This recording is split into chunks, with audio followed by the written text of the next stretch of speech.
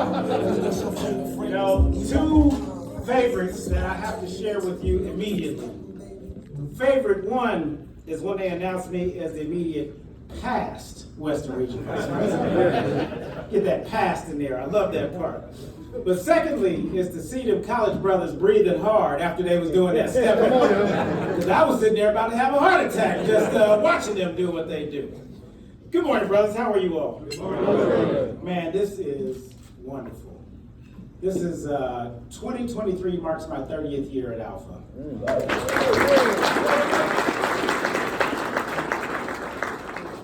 Brother Claudius right there and I crossed back in the spring of 1993, and being back in Southern California brings back super fond memories. I can't tell you how many times we road tripped out here to have a good time, and brothers from Southern California road tripped to Arizona to hang out with us. We did some things that shall not be discussed. What's that saying? College days swiftly pass, imbued with memories fond. But it's a good thing, brothers. I tell you that throughout my time in Alpha, having opportunities to come together in fellowship on Founders Day, and to see all the things of Alpha that we've seen today. One of the things that makes Alpha special is we are a multi-generational organization that is devoted and dedicated to Black men. And we got to see all of those generations already come together today. You should feel blessed and honored, as I do, because this is not something that you get to see every day, and it's not something you will see in the media.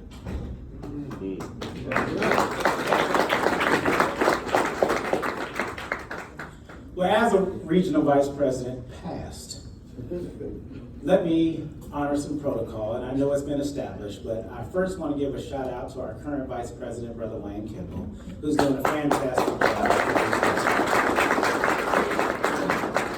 In absentia, I want to honor Brother Elias Jones, our assistant vice president out of Ueda chapter in Arizona State University. It's the thriller in Manila! Courtney Tolliver is in the back. That's fall 1988 Ueda chapter, and I want to honor him because without Brother Tolliver and his lights, there is no Brother Swanson. Thank you, brother. My good brother. I call him Big Sexy. Y'all call him the Southern California District Director. Why I call him Big Sexy, we won't discuss today. But when I was regional vice president, there were some difficult times that we had to experience. And this brother right here, along with Brother Quick, showed me love and brotherhood in ways that will never be forgotten. And so as you continue to serve in leadership, I want you to know how much I continue to have your back and how much I appreciate your brotherhood. Thank you.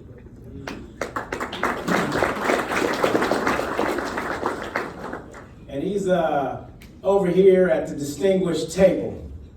But our 20th Western Region Vice President, my good friend, my good brother, and one of my mentors, Brother G. Bernard Brown. Thank you.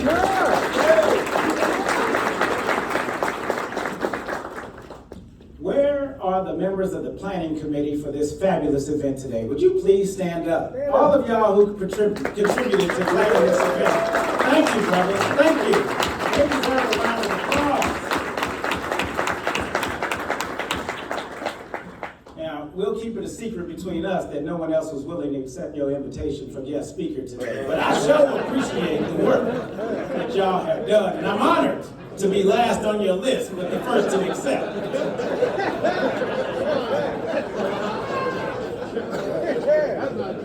It's all right, brother. I don't mind.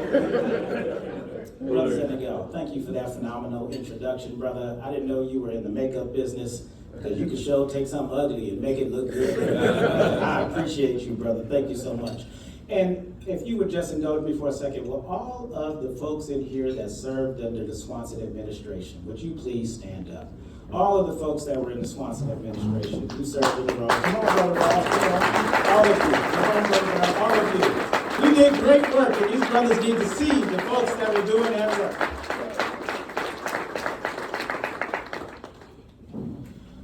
And most importantly, to the brothers of the Southern California District. You guys represent pride and power of Alpha. There's a few things that those of us who have served in leadership know. The brothers of Southern California will push you. They will encourage you. They will challenge you because you need to be at your best. Don't come half-stepping if you want to serve in leadership in Southern California District. They will make sure that you are ready. And if you're not, they will let you know. They will give you strong opinions, whether you've asked for them or not. They will give you very candid feedback, whether you want it or not. But most importantly, they will love you, they will support you, and when called upon, they will answer the call every single time. The brothers of the Southern California District, I honor you and I appreciate you, and I will never be able to not think about what we've accomplished in the Western region without the support and cadence of this district. So thank you, brothers.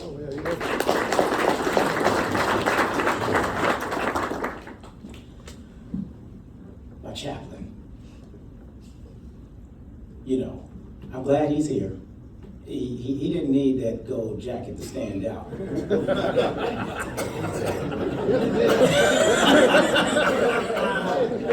But my chaplain is here to provide some spiritual guidance. He knows that I can get a little off track every once in a while. So he's got to, get right in direct view and make sure I don't miss him when I start getting too sideways. Brother Chaplain, what y'all don't know, I think back to September of 2018, and I'm going to share this story with you quickly. I was at the high of life. I had just come from the Congressional Black Caucus as a member of the Alpha Phi Alpha Board of Directors. The things that I got to see and experience, the rooms that I got to be in, the people that I got to glad hand was phenomenal. It was just one of those moments that you'll never forget. So I'm on the airplane and I land back in Phoenix, Arizona for Washington, D.C., and it is absolute chaos going on at the airport. They had shut the airport down because someone left a car down there that had, they thought it was a bomb in the car. So they weren't letting anybody out of the airport and nobody else could come in. So the airport had about 3 or 4 times as many people as it should have had. And my phone is ringing nonstop, banging, banging, banging, banging, banging. And I don't even have time to deal with this phone because I'm obviously in a state of panic wondering what's going on. So I finally get to sit down for a minute and settle in, and I get all these, there's about 15 missed phone calls from Fred Jackson. When I finally get on the phone with Fred Jackson, I found out that a young man had died at UC Riverside. So I went from here to here. And it's moments like that where you need somebody who's in your corner praying with you and for you to assist you to get through, right? Because you've got Alpha and the realities of what's going on in Alpha, but you also have a life and a world, and in my case, a business to run. And so, Brother Chaplain, it's moments like that that I heavily reflect upon what you did for me in terms of just calling and say, hey, brother, how you doing? Let's pray. Thank you, brother.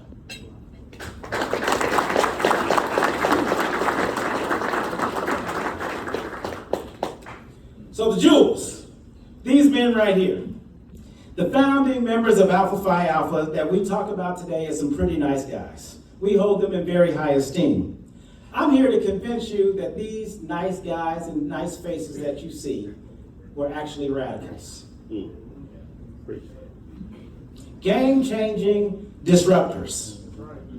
They lit a flame that changed Greek life on college campuses all over the United States. And we sit here and smile about it 117 years later. If you think about that, just for some context, less than 0.5% of United States corporations make it to see their 100th year anniversary. That's the significance of what these men did with a crazy idea. Think about it.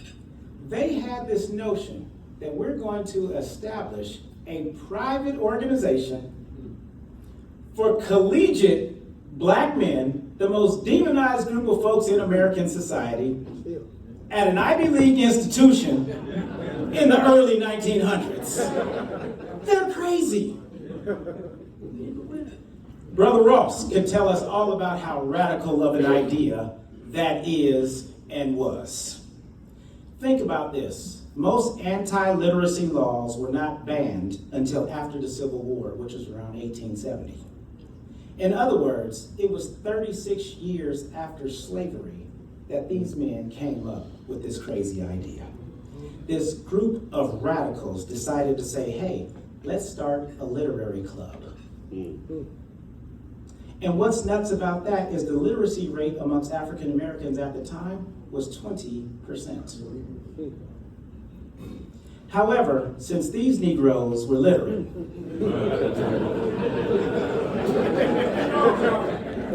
I'm sure, Brother Chaplain, they was reading their Bibles. When they weren't working on Alpha or maintaining an Ivy League education, they were reading their Bibles. And in my sanctified imagination, Reverend Newman, they opened up that good book and started reading letters from Paul. Yeah. You know, I can imagine that they could relate to Paul. Because Paul was prolific at writing letters to a group of individuals that wanted to assemble and other people didn't quite want them to do so.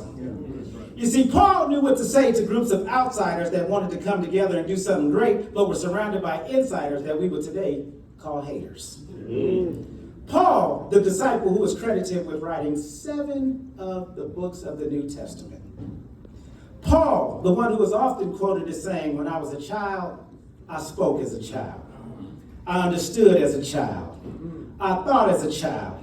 But when I became a man, I put away childish things. Look at somebody at your table and say, put away childish things.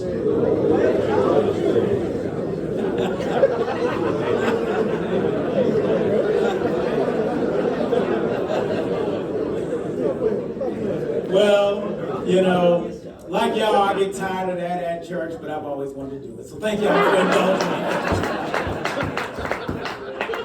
But you alphas is kind of hard-headed. You know, I heard some of y'all, and you didn't say what I thought you said. You know, I heard somebody over here at this table say, was Swanson at the well drinking last night? You know, that's all right. I heard Brother Claudius Wright wishing over to Frank Williams and said, that ain't what he was talking about when he was in college. I heard y'all there. But as I was saying, the Jews, I believe they continued to read from Paul in the good book, and I believe they came across 1 Corinthians chapter 16, verse 13, where Paul wrote, be on guard, stand firm in your faith, be courageous, be strong, and do everything in love. I believe that if you repeat after me, this message will resonate with you a little bit more. So if you would please indulge me one more time. Be on guard. Be on guard. Stand firm in your faith. Stand firm in your faith. Be courageous. Be courageous. Be strong. Be strong. And do everything in love. And do everything in love. I believe with that encouragement, these radicals got to work. I believe they did not focus on things like low literacy rates. I believe they didn't focus on things like small numbers of African American men on campus. I believe they didn't fixate themselves on what was surely a racist administration. I believe that we in the Western region could learn from the model that the Jews put forward. Think about some of our college campuses and the excuses that we put forward. And then think about what the Jews did and tell me we still want to focus on that. These young men saw an opportunity and established Alpha in the bosom of what was then considered academic excellence at Cornell University. For more perspective on just how radical that was, consider this.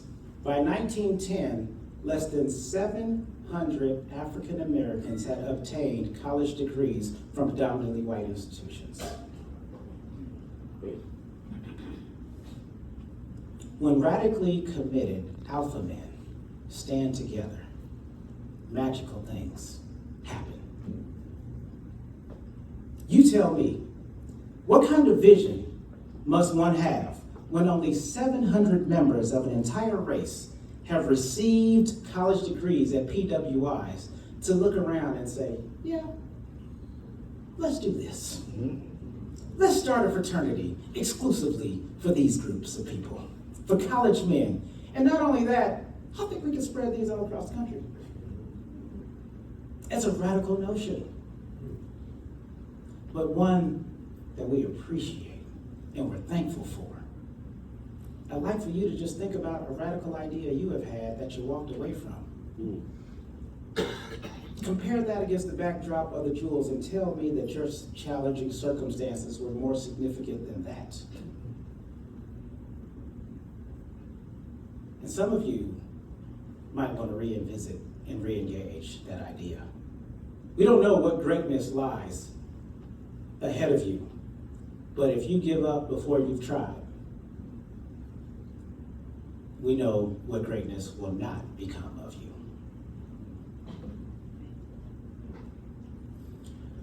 So when you think about the jewels, think about this. They were radical. Would y'all agree with me? Yes. Oh, yeah. They were aspirational. Would you agree with me? Yes. They did vision casting. They set a new standard when you look back on it.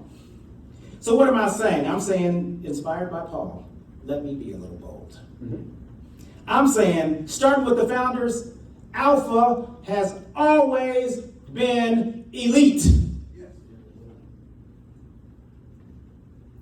Starting with the founders, Alpha has always been blessed with visionaries. And as a result of that, from the inception, Brothers of Alpha have been rooted in innovation and agents for change. And yes, I am saying that we are the standard bearers carrying the torch for progress. I'm fighting Brother Chamberlain, because what I want to say is, damn it, we have been setting the standard for academic excellence amongst African American men for 117 years. And we need to stop running from it. Embrace it. And get busy figuring out how do we continue to elevate that standard.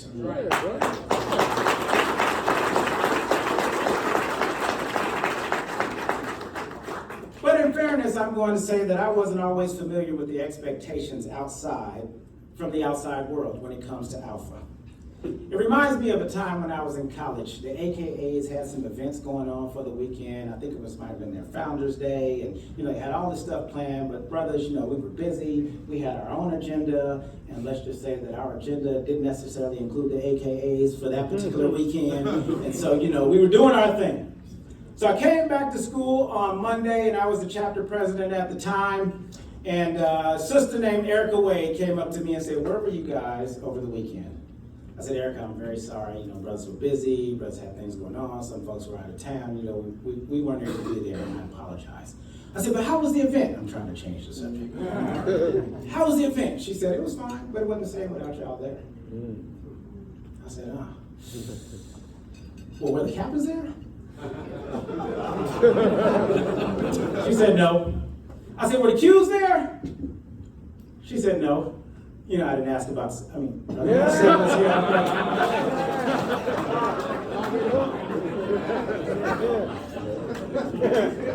She said, "No." I said, "Well, Erica, why are you breathing down my neck? Why are you beating up on me? None of these other folks were there." She said, "They never show up. We don't expect anything from them." But you guys are men of Alpha. She gave me a course right in that moment on the expectations of being an Alpha man.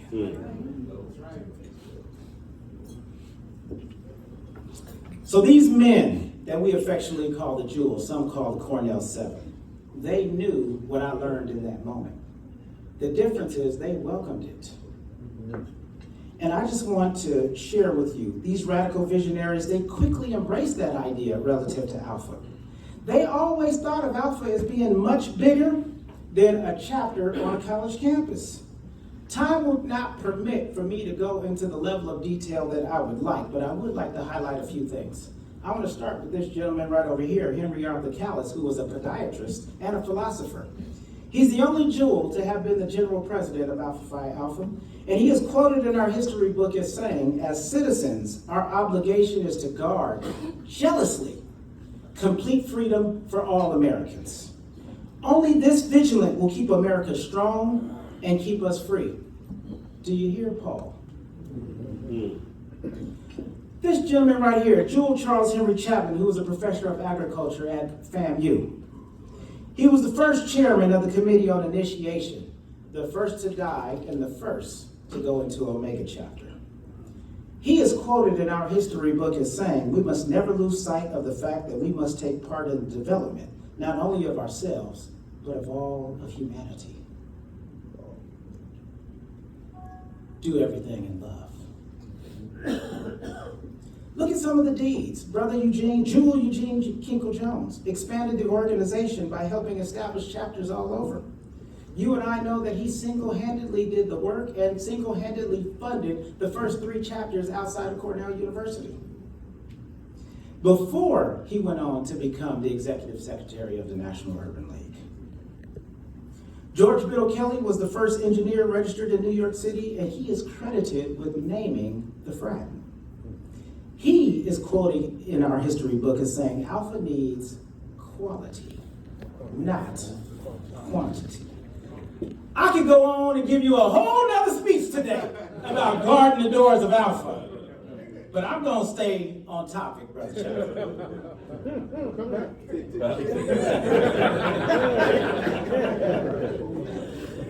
Nathaniel Allison Murray was a high school educator. I believe he would be very proud of the work that we have accomplished with the Alpha Community Education Initiative. I believe he would be impressed to see that we have done work to help create a more level educational environment that affirms African American students in the classroom right here in California. I'm very proud of legislation that Alpha had the ability to co-sponsor. Alpha represented at the state capitol in Sacramento to lobby and advocate for laws that would help make a better educational environment for our students. We got 2 laws on the governor's desk. One he signed, the second one he should have signed. And we have not given hope on that. We have not given up. But I'm also pleased that we are now involved in an initiative in Colorado with the Equal Justice Initiative to change the way that Colorado educates and provides educational support environment for Black students. We look forward to sharing more of that with you. He would love Project Storybook, where we developed a creative book that just featured African Americans for Alpha chapters to go share in classrooms. I believe that he would be proud of what we did in that space, but I believe he would be disappointed in our country. The way we undercompensate educators, the way we allow political culture wars of today to dictate that they can't teach Black history, which is American history, but they can teach white supremacy and its institutions and how it has passed along with it.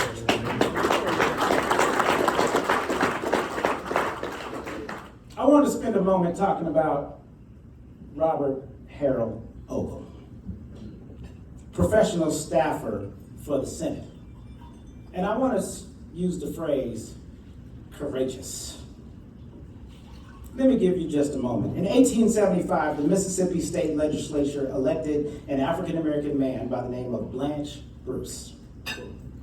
That pissed off some folks down south. Not only did they not re-elect him in 1981, but in 1890, the Mississippi State Legislature passed a new constitution that disenfranchised Black voters. In 1908, by 1908, disenfranchising constitutions excluding African Americans from the political system have been passed within the entire block of the former Confederacy. Can you think of another time when a Black man got elected and folks got upset and started changing laws? Does that sound familiar to anybody in here? Orange chicken face. As a result of that, another Black senator was not elected until Edward Brooke of Massachusetts took office in 1967. Brother Murdoch, that was 92 years later. Stay woke, brothers. We, what did Paul say? Be on guard.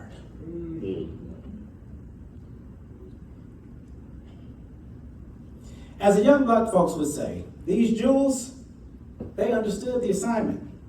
They always had a vision much greater than their circumstances, and clearly they were always crazy enough to think that they could change the world through uplifting Black men who could then turn around and support one another. The Jewels knew what them drunken clown down in Alabama had to fufa. Yeah, I said fufa. You're wondering what that means, huh? Those drunk boys in Alabama had to F around and find out what would happen when black men working together. They can be a powerful thing even if we don't have a folding chair.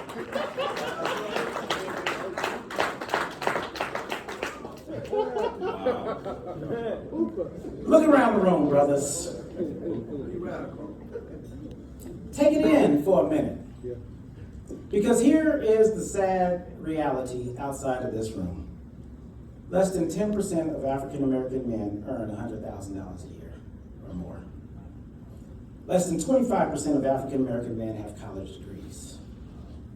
61% of the master's degrees that have been given out have been given to white men. And less than 10% of them have gone to African American men. That's the reality outside of this room. But inside this room, inside this august organization, we are different. We understand that if you want to be different, you have to be different. You're looking right now at the legacy of the radical idea that these men had over 117 years ago. You're looking at brothers that accepted the call to be different, embraced education, show love to one another, be a proud black man with vision beyond your challenging circumstances. I was born and raised in Oakland, California, shout out town business. Some of our circumstances were not fantastic. And I grew up in the 80s. Y'all might have heard of something called the crack epidemic. You know, I heard a comedian say, I miss those days. You could furnish your whole house for about $100.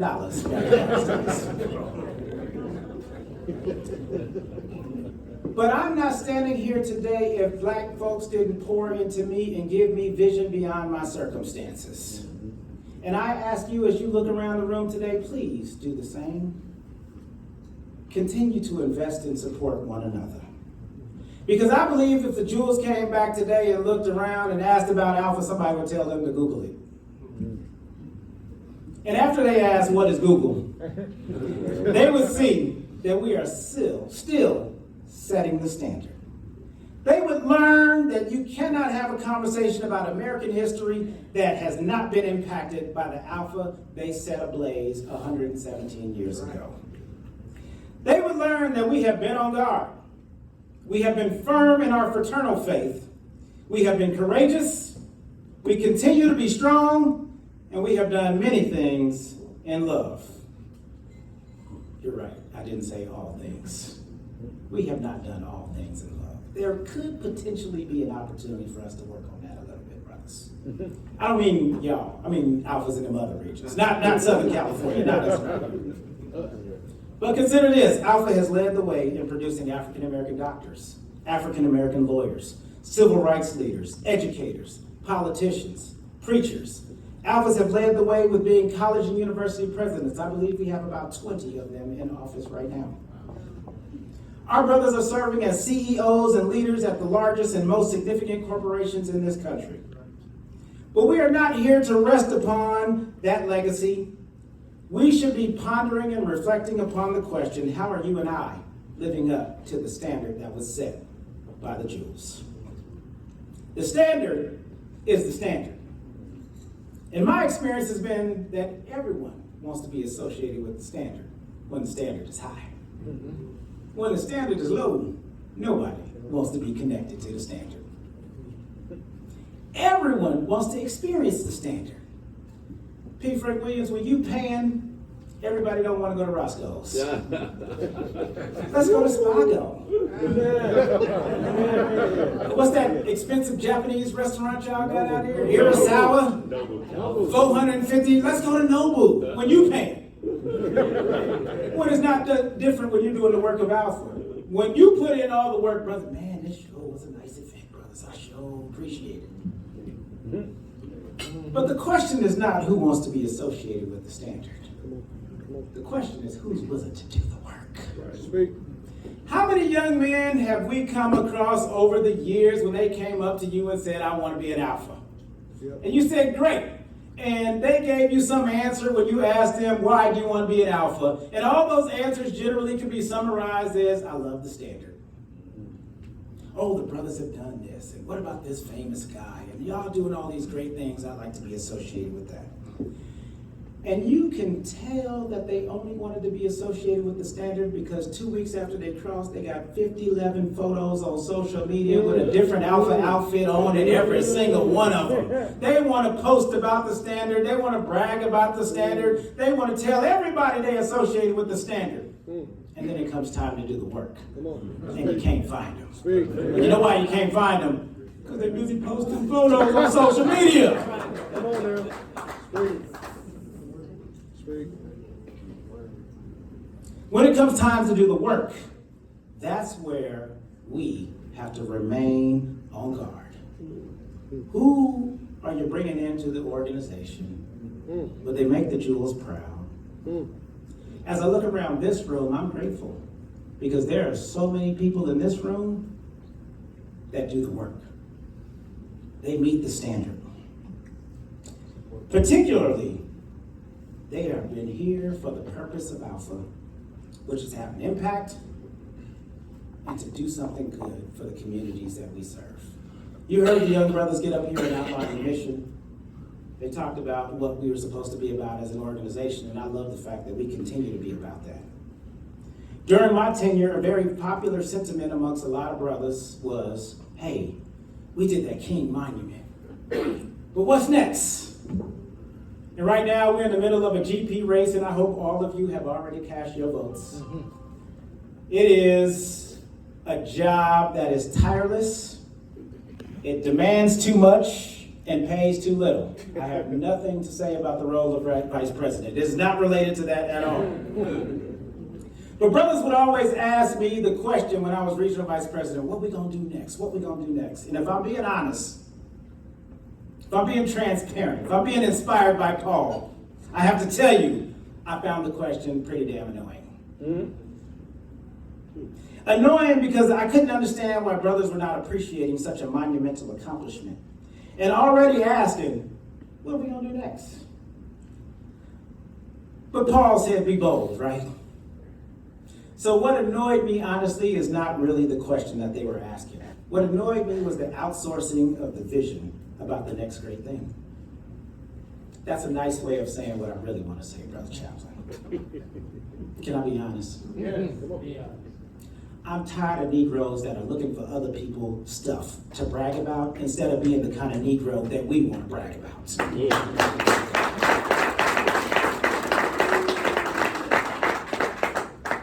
Unfortunately, I conflated that irritation in my mind with Alpha, and I have forgotten to which organization I was associated with. I'm an Alpha, and after achieving so many firsts, the reality is that the world expects a lot from us. Hell, we expect a lot from us. So as indicated by the question, the jewels, I'm sure, were asked after they changed the game. Changed Greek life on campuses all over. I'm sure they were asked, what next? When Alpha came together to help found the NAACP in 1909, I'm sure they were asked, what's next? When Brother Art Shell, the first African-American head coach in the NFL for the Oakland Raiders. Okay. Y'all know I had to throw that in there. Oh, you want some more Oakland Raider Alpha history? Well, his offensive line brother, Art Shell, became the first African-American head of the NFL Players Association. I'm sure those two were asked by brothers, what's next? So who was I to be offended at a brother asking me, what's next?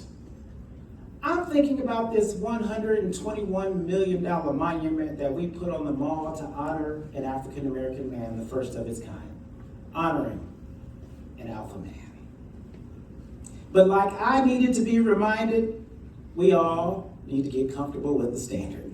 And remember the lessons of Soror Erica Wade about the expectations of being a man of Alpha. What's next is encouragement rooted in love and seeks to challenge the bigotry of low expectations, consistently thrust upon our people from supremacist institutions. Brothers, don't be irritated at the question, what's next? Use it as an opportunity to expand the vision.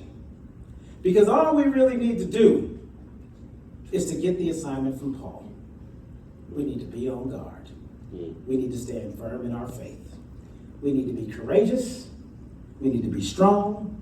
And we need to do everything in love. And brothers, when you do, you get Senate candidate Brother Hill Harper, who rejected $20 million from Trumpers, trying to get him to run against Sister Rashida Tlaib. Be on guard. You get Brother Senator Raphael Warnock, Reverend, the first African American to represent Georgia in the Senate, and the representative needed to rip the disastrous control out of the hands of Mitch McConnell. Stand firm in your faith. You get Brother Will Packer, who produced a collection of movies that have grossed well over $1 billion worldwide at the box office, including 10 movies that debuted at #1. What's unique about them is they are all rooted and feature the African American experience. Think Like a Man, Girls Trip, Ride Along, Think Like a Man 2. All of these movies, that took courage. Clearly, I'm running over my time.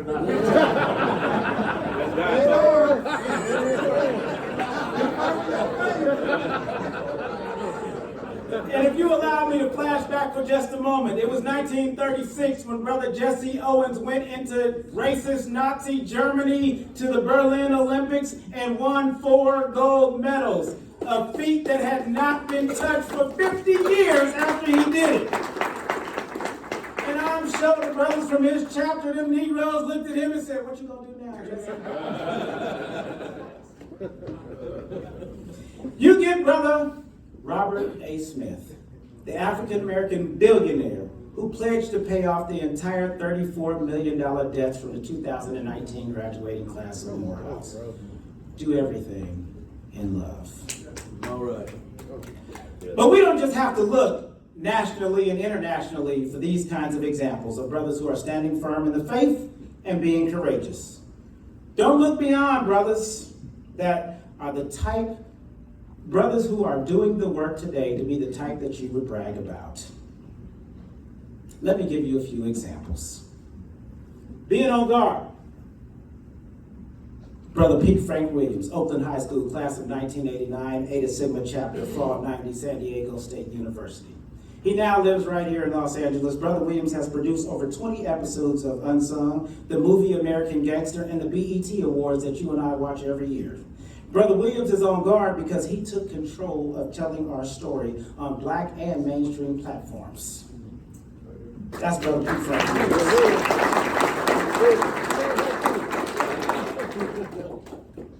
Being strong in your faith. How about the brothers of Beta Psi Lambda that got to work and went out and raised over $100,000 for the purpose of mentoring young African American children right here in Los Angeles County?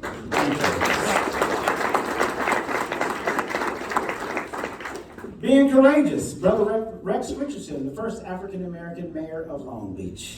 Shout out to UConn. Being strong. Brother Chris Jackson, the director of Inglewood's Economic and Community Development Department, managing a budget of over $6 million, and the initiative that brought a $5 billion state-of-the-art, the most decorative and elaborate sports arena in the United States. Brother Chris Jackson doing that. Shout out to Iowa Side.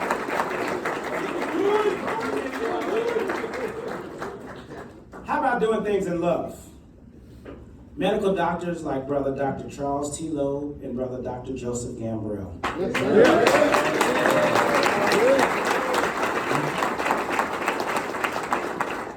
These brothers went to work on a daily basis in a hospital known throughout Southern California as Killer King.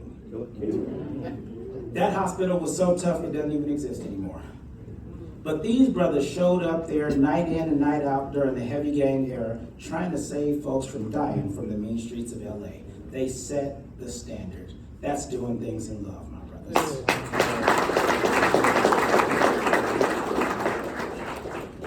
That kind of love produces tremendous things. I look around this room and I see so many more examples that I could call upon. They tell you when you're speaking like this, Brother McKee, don't say names. And I'm sorry, because I'm probably going to leave some folks out that I should not leave out. But I love the examples that so many of you said. I see one brother that's not in the room right now, Brother Reverend Dr. Charles Dorsey. What I love about the shirts that Brother Dorsey has established is that they remind us all. See, the shirts say, I'm counting on you. And I believe that anytime we as Alphas go out and do some community service, we should have these shirts on. And we should be telling all of our folks in our community, all our young brothers and all our young sisters, the reality of which is we are counting on them. And if you do it well enough and you do it long enough, you get the legacy of entrepreneur and businessman Art Lewis, who produced Jeff Lewis, one of the first African-American NFL team photographers for a Super Bowl team. And he's walking around here. Where is he?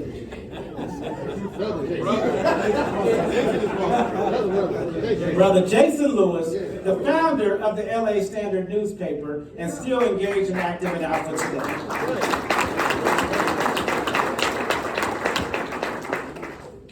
And although they are now in the chapter of Omega Sweet Rest, you get to be distinguished when you get to the old age of 99 years old and you're an active brother, like two of my heroes, Tuskegee Airman, Beta Psi Lambda chapter, Ted Lumpkin.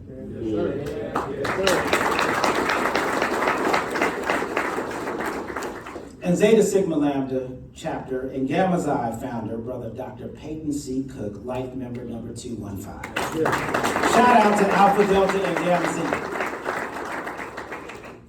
So my brothers, when it comes to the standard of Alpha, stay on guard. When folks want to join this organization that are not at the standard, stand firm in your fraternal faith. When asked what's next, be courageous and step up. When one of our brothers is struggling in life and has a moment of weakness, he needs you to be strong. But brothers, Paul also said, do it all in love. Thank you.